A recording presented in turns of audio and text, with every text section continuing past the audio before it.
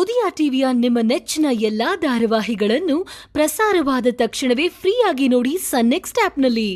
ಸನ್ next ಆಪ್ನ ಈಗಲೇ download ಮಾಡಿ. ಏನ್ರಿ ನನ್ನನ್ನು ಕ್ಷಮಿಸ್ಬಿಡಿ. ನಿಮ್ಮೇಲೆ ಭಯ ಪಟ್ಟು ನಾನು ಈ ವಿಷಯನ ಹೇಳಲಿಲ್ಲ. ಅದ್ ನನ್ ತಪ್ಪು. ನಮ್ಮ ಅಣ್ಣನ ಈ ಪರಿಸ್ಥಿತಿ ನೋಡಿದ್ಮೇಲೂ ಇಲ್ಲಿ ನೋಡಿ, ನಿಮ್ಗೆ ಹಳೆ ಪುಣ್ಯ ಮೂರ್ತಿ ನೆನಪಾಗಬಾರ್ದು ರೀ.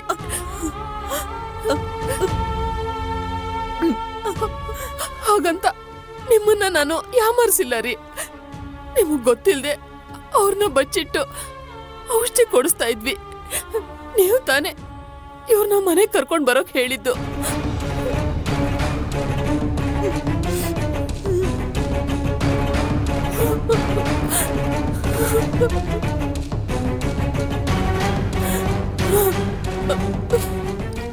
ಮಾವ, ಅಪ್ಪನ ಬಗ್ಗೆ ಎಲ್ಲ ಸತ್ಯನು ನಿಮಗೆ ಹೇಳೋಣ ಅಂತಾನೆ ಇದ್ವಿ.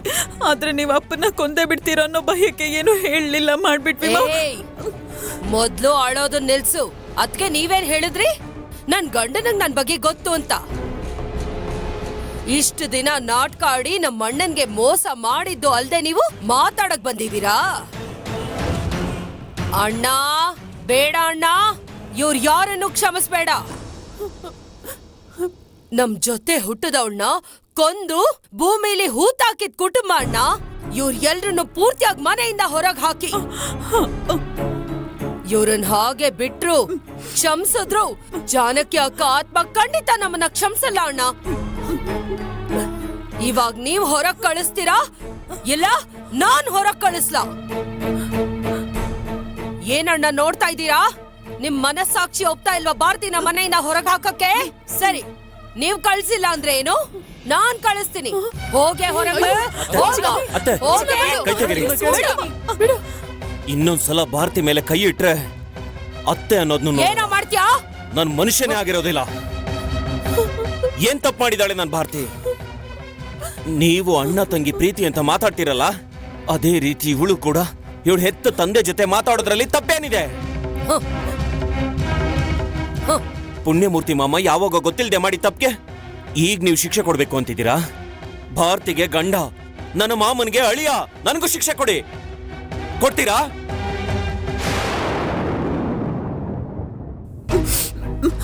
ಮಾವ, ನಾನ್ ನಿಮ್ಗೆ ಅವಾಗ್ಲೇ ಸತ್ಯ ಹೇಳ್ಬೇಕು ಅಂತ ತುಂಬಾನೇ ಅನ್ಕೊಂಡೆ. ಆದ್ರೆ ಪರಿಸ್ಥಿತಿ ನೋಡಿ ಹೆದರಿಕೆ ಆಯ್ತು. ಇವತ್ತು ಈ ವಿಷಯ ತಿಳ್ಕೊಂಡು ಏನ್ ನಡೆಯುತ್ತೋ ಅನ್ನೋ ಭಯ ನನಗಿಲ್ಲ. ನಮ್ಮ ಮೇಲ್ ಗೌರವ ಇಟ್ಕೊಂಡು ನಮ್ ಜೊತೆ ಸಂಬಂಧ ಮಾಡಕ್ ಬಂದಿದ್ದಾರಲ್ಲ ಹುಡುಗನ್ ಕಡೆಯವರು, ಅವ್ರ ಬಗ್ಗೆನೂ ಸ್ವಲ್ಪ ಯೋಚನೆ ಮಾಡಿ ಮಾವ. ಏಯ್ ಛೈ, ನಿಲ್ಸು. ನಿನ್ನ ನಿಮ್ಮ ಅಪ್ಪನ ಪರಿಸ್ಥಿತಿನೇ ಇಲ್ಲಿ ಸರಿ ಇಲ್ಲ. ಇದ್ರಲ್ಲಿ ಗಂಡಿನ ಕಡೆಯವ್ರ ಪರಿಸ್ಥಿತಿ ಬೇರೆ. ನೀನ್ ಮಾತಾಡ್ತಿದ್ಯಾ? ಅಣ್ಣ ಏನಣ್ಣ ಏನು? ಎಲ್ಲಾರು ಮಾತಾಡ್ತಾ ಇದ್ದಾರೆ, ನೀವ್ ಮಾತ್ರ ಕೇಳಿಸ್ಕೊಂಡ್ ಸುಮ್ನೆ ಇದೀರಲ್ಲ. ಈ ಪುಣ್ಯ ಮೂರ್ತಿನ ನೋಡಿ ನಿಮ್ ರಕ್ತ ಕುದೀತಿಲ್ಲ? ಜಾನಕಿ ಅಕ್ಕ ನೇಣ್ ಹಾಕೊಂಡ್ ಸಾಯುವಾಗ ಹಾಗೆ ಒದ್ಲಾಡ್ತಿದ್ರಲ್ಲ, ಅದ್ ನಿಮ್ ಕಿವಿ ಕೇಳಿಸ್ತಿಲ್ವಾ? ನನಗ್ ಕೇಳಿಸ್ತಿದೆ ಅಣ್ಣ, ನನಗ್ ಕೇಳಿಸ್ತಿದೆ. ಆ ದ್ರೋಹಿ ನನ್ ಕಣ್ಣಗ್ ಬಿದ್ರೆ ನನ್ ಕೈಯಲ್ಲೇ ಸಾವು ಅಂತ ಅವತ್ತು ನೀವ್ ಶಪಥ ಮಾಡಿದ್ರಲ್ಲ, ಅದ್ ನಿಮ್ ನೆನ್ಪಲ್ಲಿಲ್ವಾ?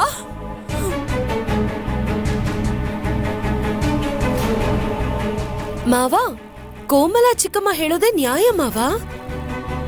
ಇವರೆಲ್ಲ ನಿಮಗ್ ಮಾಡಿರೋ ದ್ರೋಹಕ್ಕೆ ಇವ್ರನ್ನ ನೀವು ಕ್ಷಮಿಸ್ಲೇಬಾರ್ದು. ನಿಮಗ್ ಗೊತ್ತಿಲ್ದೇನೆ ನಿಮ್ಮಿಂದ ಭಾರತಿಯವ್ರ ಅಪ್ಪಗೆ ಅಪಾಯ ಅಂತ ಗೊತ್ತಿದ್ರು ನಿಮಗ್ ಮೋಸ ಮಾಡಿ ಮನೇಲೇ ಇಟ್ಕೊಂಡಿದ್ದಾರೆ ಅಂದ್ರೆ ಅವ್ರಿಗೆ ನಿಮ್ಮೇಲ್ ಪ್ರೀತಿನೂ ಇಲ್ಲ, ಮರ್ಯಾದೆನೂ ಇಲ್ಲ. ಅಪ್ಪ, ಇವ್ರು ಹೇಳದ್ನೆಲ್ಲ ಕೇಳ್ಬೇಡಿ ಅಪ್ಪ. ಅದಕ್ಕೆ ಹೇಳದ್ನು ನಾನು ಹೇಳ್ತೀನಪ್ಪ. ಮಾಮನ್ ನೀವು ಕ್ಷಮಿಸ್ತಿದ್ರು ಪರವಾಗಿಲ್ಲಪ್ಪ.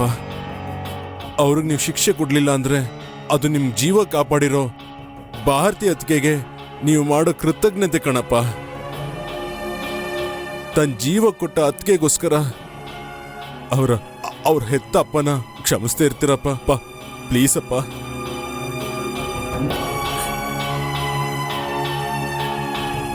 ಅಪ್ಪ, ಊರಲ್ಲಿರೋ ಜನರಿಗೆ ಸಮಸ್ಯೆ ಅಂದ್ರೆ ಒಂದಕ್ಕೆ 10 ಸಲ ಯೋಚನೆ ಮಾಡಿ ತಾನೇ ತೀರ್ಪು ಕೊಡ್ತೀರಾ.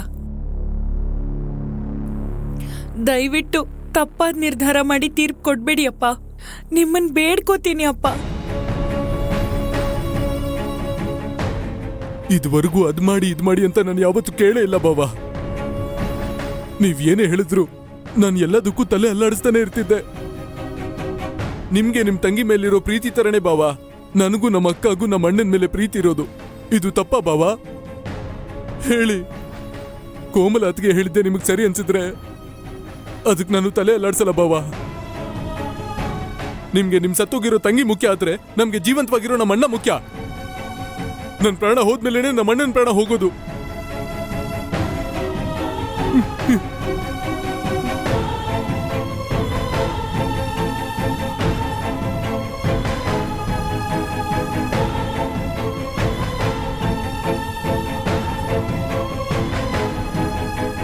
ಅಣ್ಣ, ನಮ್ಮ ಕುಟುಂಬದಲ್ಲಿ ಒಂದ್ ಜೀವನೇ ಹೋಗಿದೆ ಅಣ್ಣ. ಅದ್ರ ಬಗ್ಗೆ ಇಲ್ಲಿ ಯಾರು ಮಾತಾಡಿಲ್ಲ ಅಣ್ಣ. ಏನಣ್ಣ ಮೌನವಾಗಿದ್ಯಾ?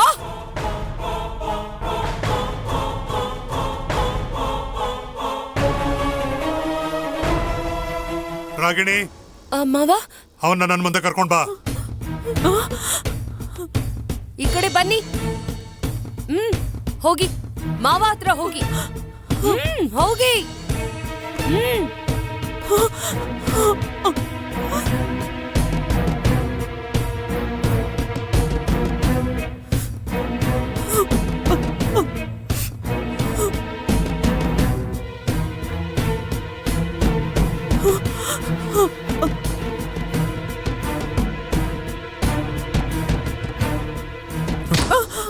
ಬಾವಾ ಬಾವಾ ಏನಂದ್ರೆ ಬೇಡ ರೀ ಮಾವ.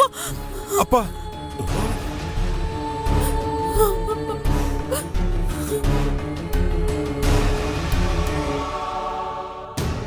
ನೀನು ಪುಣ್ಯಮೂರ್ತಿನಾ? ಹೇಳು, ನೀನು ಪುಣ್ಯಮೂರ್ತಿನಾ? ಎಲ್ರು ಹೇಳ್ತಾ ಇದಾರೆ ನೀನು ಪುಣ್ಯಮೂರ್ತಿ ಅಂತ. ನೀನು ಪುಣ್ಯಮೂರ್ತಿನಾ?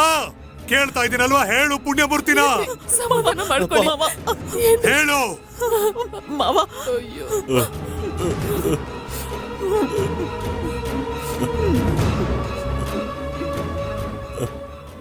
ನಾನು ಯಾರು?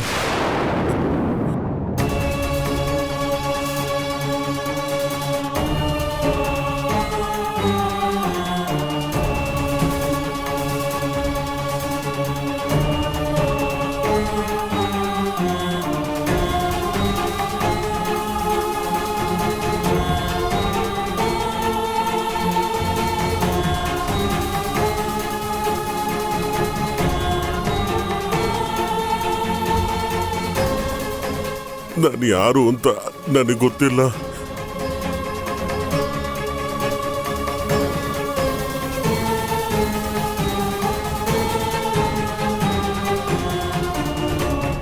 ಅಣ್ಣ, ಇವನೇ ಕೊಲೆಗಾರ ಅಂತ ಗೊತ್ತಾಯ್ತಲ್ವಾ? ಮತ್ಯಾಕಣ್ಣ ಇವನ್ನ ನಿಲ್ಸಿ ಪ್ರಶ್ನೆ ಕೇಳ್ತಾ ಇದ್ದೀರಾ? ಅವನ್ ಕುತ್ಕೆ ಹಿಡಿದು ಆಚೆ ತಳ್ಳಿ. ಕೋಮಲ, ಅಣ್ಣ, ಶಿಕ್ಷೆನ ತೀರ್ಪನ್ನ ಆತರ ಪಟ್ಟು ಅವಸರ ಪಟ್ಟು ತಗೋಬಾರ್ದು.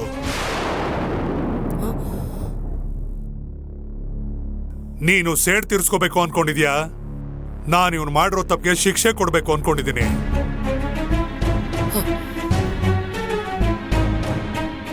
ಸೇಡ್ ತೀರ್ಸ್ಕೊಳ್ಳೋದಕ್ಕೂ ಶಿಕ್ಷೆ ಕೊಡೋದಕ್ಕೂ ಬಹಳ ವ್ಯತ್ಯಾಸ ಇದೆ ಕೋಮಲ. ಅಣ್ಣ, ಏನ್ ಹೇಳ್ತಿದ್ದೀರಾ? ನಮ್ಮಕ್ಕ ಜಾನಕಿನ ಕೊಂದ ಇವನ್ನ ಸೇಡ್ ತೀರಿಸ್ಕೊಳ್ಳೇಬೇಕು. ನನ್ ರಕ್ತ ಕುದೀತಿದೆ ಅಣ್ಣ. ಅಣ್ಣ, ನನ್ನ ಅಣ್ಣ ತಾನೇ ನೀವು. ನಿಮ್ ರಕ್ತ ಕುದೀತಿಲ್ವಾ? ಕೋಮಲ, ಈಗ ಇವನಿಗೆ ಶಿಕ್ಷೆ ಕೊಡೋದು ಬೇಡ.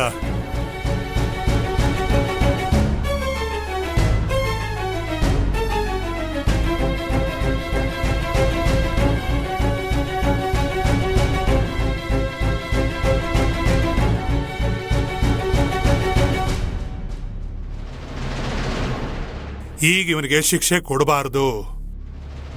ನನ್ನ ಕೈಲಾಗಲ್ಲ, ನನ್ನ ಕೈಲಿ ಸಾಧ್ಯನೇ ಇಲ್ಲ.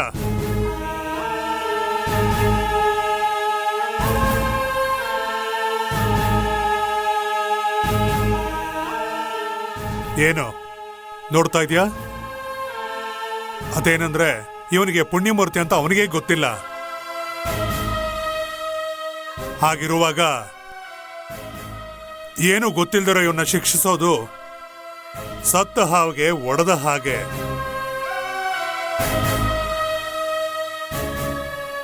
ಮಾಡಿರೋ ತಪ್ಪಿಗೆ ಶಿಕ್ಷೆ ಕೊಡೋದ್ರಿಂದ ಇವನಿಗೆ ನೋವಾಗ್ಬೇಕು.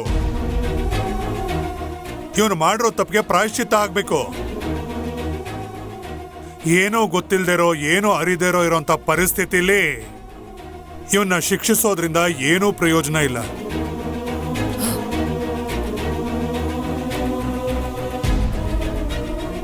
ಕೋಮಲ, ಒಬ್ಬ ಮರಣದಂಡನೆ ಕೈದಿ ಕೂಡ ಆರೋಗ್ಯ ಸರಿ ಇಲ್ಲ ಅಂತ ಶಿಕ್ಷೆನೆ ಮುಂದಕ್ಕೆ ಹಾಕ್ತಾರೆ. ಏನು ಗೊತ್ತಿಲ್ದಿರೋ ನಿಂತಿರೋ ಈ ಪುಣ್ಯಮೂರ್ತಿ ಯಾವಾಗ ನೆನಪೆಲ್ಲ ಬಂದು ತಾನು ಮಾಡಿದ ತಪ್ಪು ಅಂತ ಒಪ್ಕೋತಾನೋ ಆ ಕ್ಷಣದಲ್ಲೇ ಇವನಿಗೆ ನನ್ನ ಕೈಯಿಂದ ಶಿಕ್ಷೆ ಆಗುತ್ತೆ.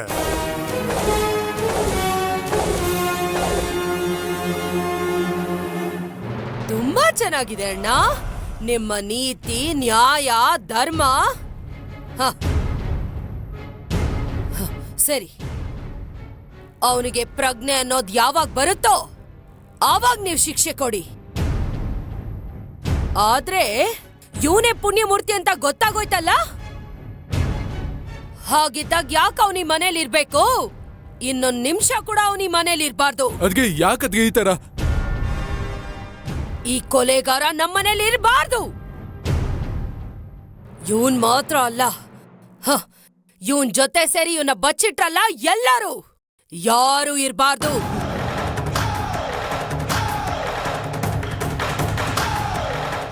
ಹೊರಗಡೆ ಕಳ್ಸಿ ಅಣ್ಣ. ಕೋಮಲ, ಹೊರಗೆ ಕಳಿಸ್ಬಿಟ್ರೆ ನಮ್ಮ ಕೋಪ ಕಮ್ಮಿ ಆಗ್ಬಿಡುತ್ತಾ? ಈಗ ಅದೆಲ್ಲ ನಡೆಯೋದಿಲ್ಲ. ಇಲ್ಲಿ ಕೇಳು, ನಿನ್ನ ಪ್ರಕಾರ ಇವನು ಪುಣ್ಯಮೂರ್ತಿ ಆಗಿರ್ಬೋದು, ಆದ್ರೆ ನನಗ್ ಗೊತ್ತಿರೋವರೆಗೂ ನಮ್ಮ ಮನೆಯ ಮಾನ ಮತ್ತೆ ಜೀವನ ಕಾಪಾಡದಂತ ಭಾರತೀಯವರ ಅಪ್ಪನಾಗಿ ನಾನು ನೋಡ್ತೀನಿ ಇಲ್ಲಿವರೆಗೂ. ಇನ್ಮೇಲೂ ಕೂಡ ನಾನು ಹಾಗೇ ನೋಡ್ತೀನಿ.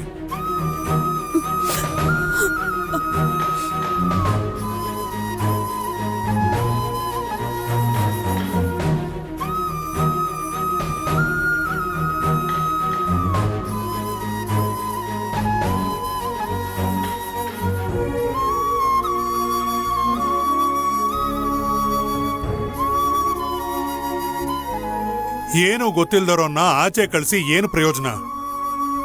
ಇವನು ಪುಣ್ಯಮೂರ್ತಿಯಾಗಿ ಬದಲಾಗೋವರೆಗೂ ಇವನು ಇಲ್ಲೇ ಇರಬೇಕು, ಇದ್ದೇ ಇರ್ತಾನೆ, ನನ್ನ ಕಣ್ಣಿಗೆ ಕಾಣಿಸ್ತಾನೆ ಇರಬೇಕು. ಇದೇ ನನ್ನ ತೀರ್ಮಾನ, ಇದೇ ನನ್ನ ತೀರ್ಪು. ಇದರಲ್ಲಿ ಯಾವುದೇ ಬದಲಾವಣೆ ಇಲ್ಲ.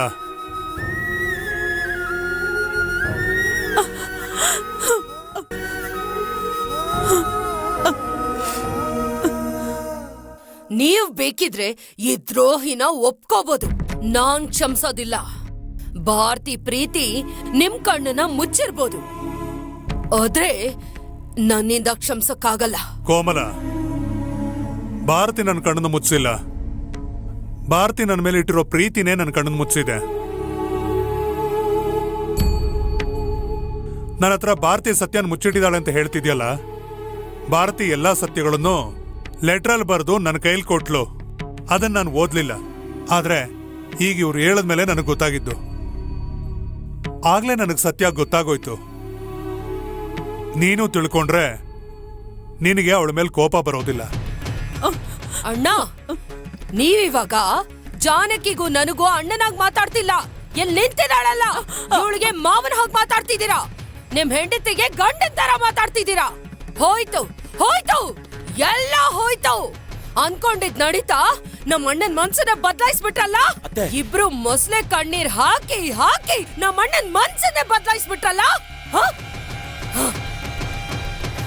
ಇಲ್ ನೋಡಿ ಅಣ್ಣ, ಈ ಪುಣ್ಯಮೂರ್ತಿನ ನೀವ್ ಕ್ಷಮಿಸಿರ್ಬೋದು, ನನ್ ಜಾನಕಿ ಅಕ್ಕ ಆತ್ಮ ಖಂಡಿತ ಕ್ಷಮಿಸಿರಲ್ಲ. ಇವ್ರಿಬ್ಬರನ್ನು ಹೇಗ್ ಸೇಡ್ ತೀರ್ಸ್ಕೋಬೇಕು ಅಂತ ಈ ಕೋಮಲ ಒಬ್ಳೆ ನಿಂತು ಸಾಧಿಸ್ತಾಳೆ. ಏಯ್, ನಿನ್ನನ್ನು ಬಿಡಲ್ಲ, ನಿಮ್ಮಪ್ಪನ್ನು ಬಿಡಲ್ಲ. ಸಾಕಲ್ವಾ? ಸಾಧಿಸ್ಬಿಟ್ರಲ್ಲ, ಎಲ್ಲಿರೋ ಯಾರನ್ನು ಬಿಡಲ್ಲ. ಹ. ಹ. ಬಾರೆ.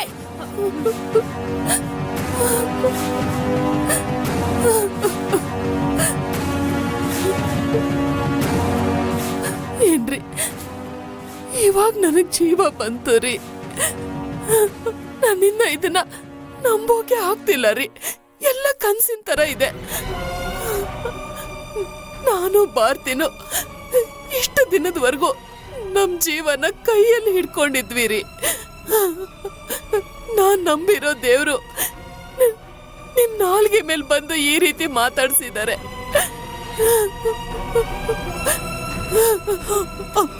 ನಮ್ಮ ಅಣ್ಣನ್ಗೆ ಜೀವ ಭಿಕ್ಷೆ ಕೊಟ್ಟಿದ್ದೀರಲ್ಲ, ನನ್ಗಷ್ಟು ಸಾಕು ರೀ.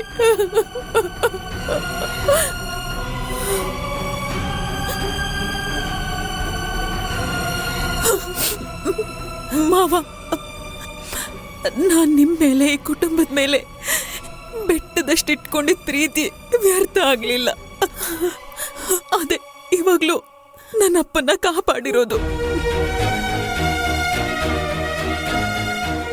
ನನ್ನ ಅಪ್ಪನ ಕ್ಷಮಿಸಿ ಇಲ್ಲೇ ಇರೋಕ್ ಬಿಟ್ಟಿದ್ದು, ಅವರನ್ನ ಹೊರಗೆ ಕಳಿಸ್ದೇ ಇರೋದಕ್ಕೆ ತುಂಬಾ ಧನ್ಯವಾದ ಮಾವ, ತುಂಬಾ ಧನ್ಯವಾದ. ಇದನ್ನ ಈ ಜನ್ಮದಲ್ಲಿ ಮರೆಯಲ್ಲ.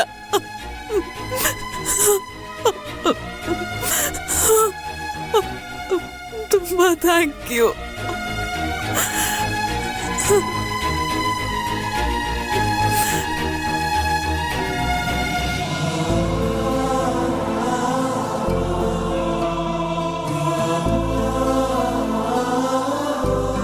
ಅಪ್ಪ,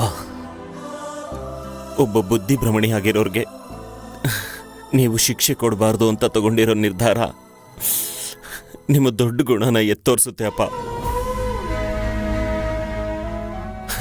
ಈಗ ನನ್ನ ಕಣ್ಣಿಗೆ ನೀವು ಅಪ್ಪನ ತರ ಕಾಣಿಸ್ತಿಲ್ಲಪ್ಪ, ಸಾಕ್ಷಾತ್ ದೇವ್ರ ತರ ಕಾಣಿಸ್ತೀರ.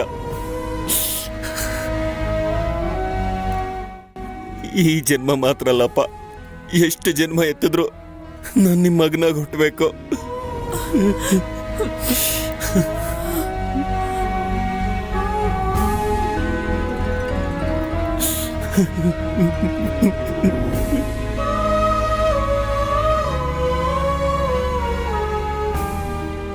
ನನ್ಗೀಗ ತುಂಬಾ ಸಂತೋಷ ಆಗ್ತಿದೆ ಅಪ್ಪ. ಕಳ್ದು ಹೋದ ನನ್ನ ಅಣ್ಣ ಸಿಕ್ತ ಹಾಗೆ ಈಗ ಭಾರತೀಯತ್ಗೆ ಅವ್ರ ಅಪ್ಪ ಸಿಕ್ಕಿದ ಸಂತೋಷ. ಅದಕ್ಕೆ ನೋಡಿ ಅಪ್ಪ,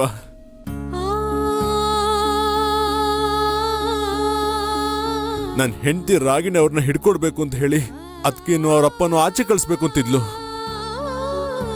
ಅವಳ ಪ್ರಶ್ನೆಗೆ ಒಂದೇ ಒಂದು ಉತ್ತರ ಕೊಟ್ಟು ನನ್ನ ಸಂತೋಷ ಪಡಿಸ್ಬಿಟ್ರಿ ಅಪ್ಪ.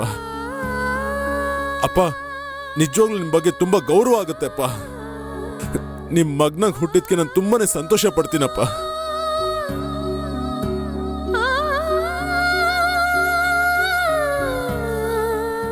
ಅಪ್ಪ, ನೀವ್ ನಿಜವಾಗ್ಲೂ ತುಂಬಾ ಗ್ರೇಟ್ ಅಪ್ಪ.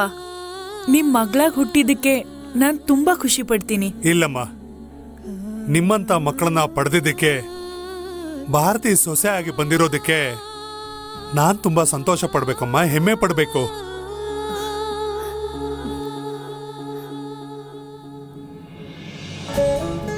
ಬೀಗ್ರೆ, ಅಣ್ಣ ಬನ್ನಿ. ಅಣ್ಣ ಬೀಗ್ರೆ, ಹೇಳಿ ಯಜಮಾನ್ರೆ.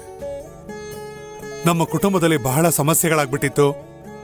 ನಿಮ್ಮ ಮುಂದೆ ಇಷ್ಟೆಲ್ಲ ನಡೆದಿದ್ದು ನನಗೆ ತುಂಬಾ ಕಷ್ಟ ಆಗ್ಬಿಡ್ತು. ನಿಮ್ಮನ್ನೆಲ್ಲ ತುಂಬಾ ಹೊತ್ತು ಕಾಯಿಸ್ಬಿಟ್ಟಿದ್ದಕ್ಕೆ ದಯವಿಟ್ಟು ನನಗೆ ಕ್ಷಮಿಸ್ಬಿಡಿ. ಯಜಮಾನ್ರೆ, ನೀವು ಮನುಷ್ಯರಲ್ಲ, ದೇವ್ರು ಕ್ಷಮೆ ಕೇಳ್ಬೋದಾ? ಚಿದಾನಂದ ಅವರು ಅಂದ್ರೆ ನೀತಿ, ಧರ್ಮ, ನ್ಯಾಯವಾಗಿ ಒಳ್ಳೆ ಟ್ರಿಪ್ ತಗೊಂತಾರೆ ಅಂತ ನಾನು ಯಾವಾಗ್ಲೂ ಕೇಳಿದ್ದೀನಿ. ಅದನ್ನ ಇವಾಗ ಕಣ್ಣಾರೆ ನೇರವಾಗಿ ನೋಡ್ತಾ ಇದ್ದೀನಿ. ನೀವು ಹೋಗಿ ನಮ್ಮ ಹತ್ರ ಕ್ಷಮೆ ಕೇಳ್ಬೋದಾ? ನಿಮ್ಮ ಹತ್ರ ಸಂಬಂಧ ಬೆಳೆಸೋದಕ್ಕೆ ನಾವು ಪಡ್ಕೊಂಬಂದಿರ್ಬೇಕು. ಇದಕ್ಕೆ ನಾವು ಎಷ್ಟು ದಿನ ಬೇಕಾದ್ರೂ ನಾವು ಕಾಯ್ತಾ ಇರ್ತೀವಿ. ನೋಡಿ, ನೀವ್ ಬಂದಿದ್ದ ಗಳಿಗೆಯಲ್ಲಿ ನನ್ನಪ್ಪ ಈ ಕುಟುಂಬಕ್ಕೆ ಯಾರು ಅಂತ ಗೊತ್ತಾಯ್ತು. ಇವಾಗ ನಮ್ ಜೊತೆನೆ ಇವ್ರಿರ್ತಾರೆ. ನಡೆಯೋ ಈ ಮದುವೆಗೆ ನನ್ನ ಅಪ್ಪನ ಆಶೀರ್ವಾದ, ನನ್ನ ಮಾವ ಮಾಡಿರೋ ಪುಣ್ಯ ನೇರವಾಗಿ ಸಿಗುತ್ತೆ ಅಂತ ಅನ್ಕೊಂಡಿದ್ದೀನಿ. ನನಗೆ ತುಂಬಾನೇ ಸಂತೋಷ ಆಗ್ತಿದೆ.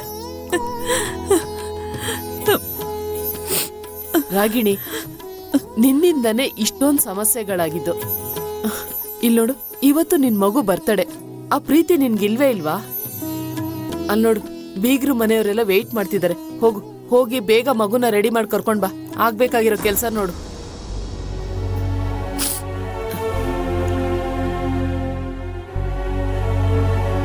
ಅಲ್ಲ ಬೀಗ್ರೆ, ನೀವು ಕೂತ್ಕೊಳ್ಳಿ. ಪೂರ್ಣ, ಅಣ್ಣನ್ ಕರ್ಕೊಂಡು ಹೋಗಿ ಅಣ್ಣ. ಕೂತ್ಕೊಳ್ಳಿ, ನೀವು ಕೂತ್ಕೊಳ್ಳಿ.